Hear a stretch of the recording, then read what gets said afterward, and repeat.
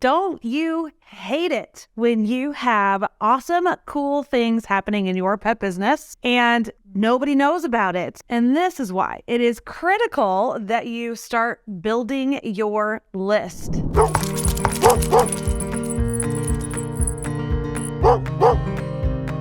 You're relying on Facebook and social media, Instagram, maybe TikTok to get your message out to your ideal customer who's going to attend your events, who's going to come and do business with you, and you're just not getting the traction that you want. It can be really, really frustrating. And this happens because you're basically renting that audience. Those platforms only put your message in front of maybe 1 to at most 5% of the people who actually follow you. So we're just hoping, crossing our fingers or crossing our paws that the message will be seen by people who want to support us. And this is why it is critical that you start building your list. My name's Candace Doniolo. I'm the CEO and founder of Pet Boss Nation, and I coach thousands of pet professionals across the US and Canada on how to see success in business. And I always preach to them about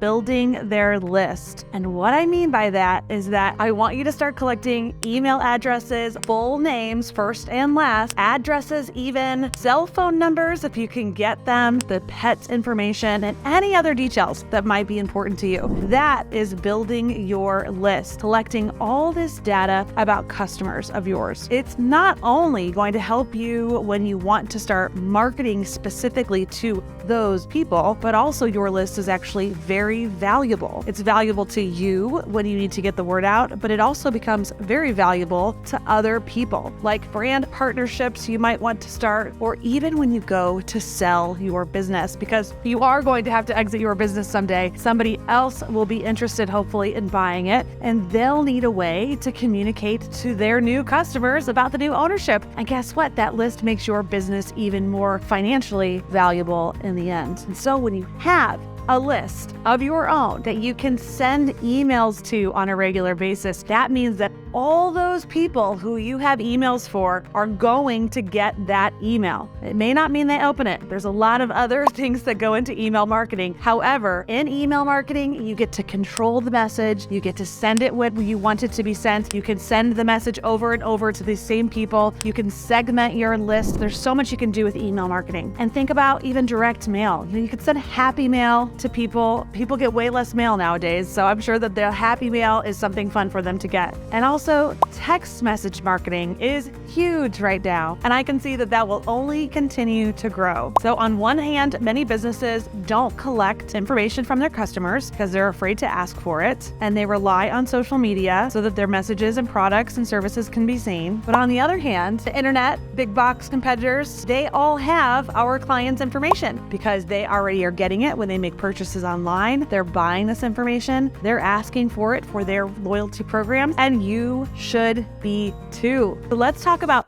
3 ways that you can start to list build. An easy one is asking at the time of purchase. So if you are a retailer, that's getting your team in the practice of asking people to join your customer list, your VIP program, your loyalty program, really anything you want to say to get people to sign up. You can do it at the time of purchase. It's also great to have a name assigned to every single sale, especially when you're selling products. It's a way to let people know about recalls or any changes to the product. And it's a great way to also let people know when something that they love and have purchased in the past has gone on sale. If you communicate those 2 things to your customers, they for sure will join your customer list. Plus, it doesn't hurt to give them some sort of an incentive to sign up as well. Maybe a 15% off their next purchase coupon or something similar. For our groomers and our pet sitters and doggy daycares out there, this is easy because they're filling out contracts and customer information, so you're gathering that naturally at the time of purchase. A second way to get them to sign up and give you information is to just ask them to sign up for your loyalty program. If you don't have a loyalty program yet, there are lots of different options out there. For our retailers, we love Astro Loyalty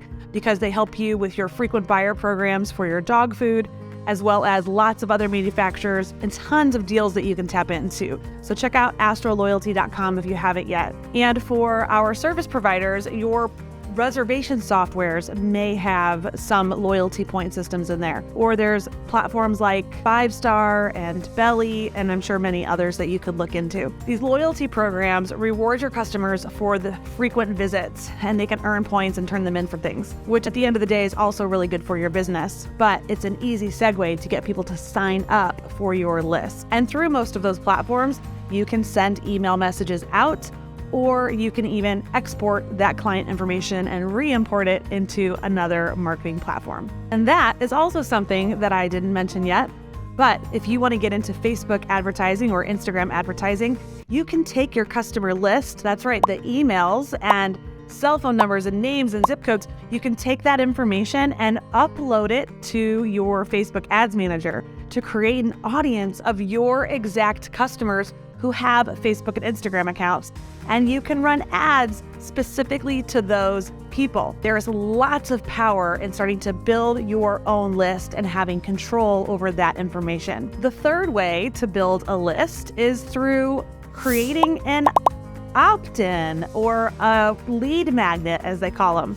These lead magnets are known in the digital marketing world as being some sort of a download, a PDF, a video series, but that lead magnet is created for your ideal lead, your ideal prospect in mind, and it's enticing enough and it's free, and it's a way to get somebody to opt in to your list. Right? They're going to sign up and give you their email address, maybe some more information. So I want you to think about what kind of an opt-in you could create. At my pet business, Dogaholics, we created a PDF that was called 12 Steps to Being the Ultimate Pet Parent.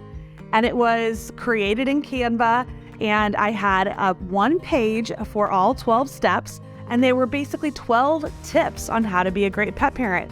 I gave them a lot of great information, and then on every page featured either services or products that we sold. But the whole packet was really just educational. And it had coupons on the back and told a story about our business, and it became a huge asset for us.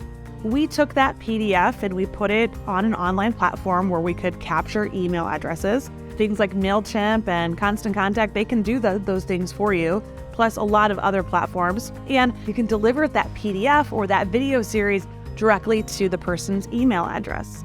We also bought a URL called 12steppet.com, a very short URL, and we put it on our shopping bags. We put it on that coupon we gave them for signing up for our customer list. We put it on in advertisements. We put it on our business cards. I think we may have even had it on the side of our building, but we used every opportunity that we could to get people to this website to opt in to give us their email address, because I wanted as many pet parents that in my community that I could communicate with as possible, because at the end of the day, they'll attend your events, they will purchase from you, their word of mouth will help you, and you will grow your business when you grow your list. Maybe you're not tech savvy enough to figure out how to get it all hooked up online. That's okay. Another kind of opt-in or lead magnet would be a raffle basket. I mean, simply raffling off gift certificates or products that you sell, or even a gift certificates from other local businesses, creating some sort of special gift that you are going to ask people to opt into, right? Fill out the paper slip with their contact information to enter the raffle. That's a very low-tech and traditional way to collect people's information.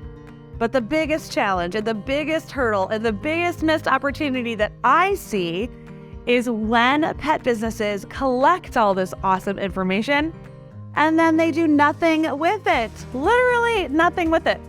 So we don't want you to do that. We want you at Pet Boss Nation to get into action and to use this information. So I encourage you, if you now feel motivated to start to get this information, I now want you to use it to send the weekly or even multiple times a week email newsletters out and promotions out.